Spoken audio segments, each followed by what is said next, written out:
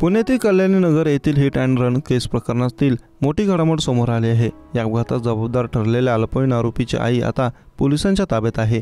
अल्पवयीन आरोपीची आई शिवानी अग्रवाल हिला पोलिसांनी अटक केली असून ब्लड सॅम्पल बदलल्या प्रकरणी शिवानी अग्रवाल हिला बेड्या ठोकण्यात आल्या आहेत। क्राईम ब्रँचच्या अधिकाऱ्यांनी ही कारवाई केली। यामुळे अग्रवाल कुटुंबाभोवतीच पास आवळला जात आहे।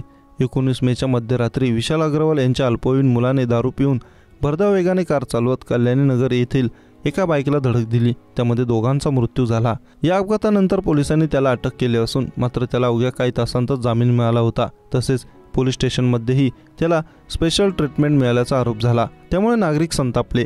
समाज माध्यमांमध्ये आणि समाजातही मोठ्या प्रमाणावर रोष व्यक्त झाला। त्यानंतर या प्रकरणाची खोलात जाऊन चौकशी करताना पुणे पोलिसांनी त्याच्या वडिलांना आणि आजोबांना अटक केली होती। त्या पाठोपाठ आता आज या मुलाच्या आईला देखील अटक करण्यात आली आहे। शिवानी अग्रवाल असं त्यांचं नाव आहे। अल्पवयीन आरोपी त्याचे वडील विशाल अग्रवाल आणि आजोबा सुरेंद्र अग्रवाल यांना आधीच कोठडीत ठेवण्यात आलं, तर आता त्याची आई देखील पोलिसांच्या ताब्यात असून तिची कसून चौकशी करण्यात येणार आहे। या प्रकरणी अटक केल्यानंतर अल्पवयीन मुलाचे रक्ताचे नमुने तपासणीसाठी ससूनमध्ये देण्यात आले होते, मात्र तेथे त्याचा ब्लड सॅम्पल बदलण्यात आल्याचा आरोप झाला होता।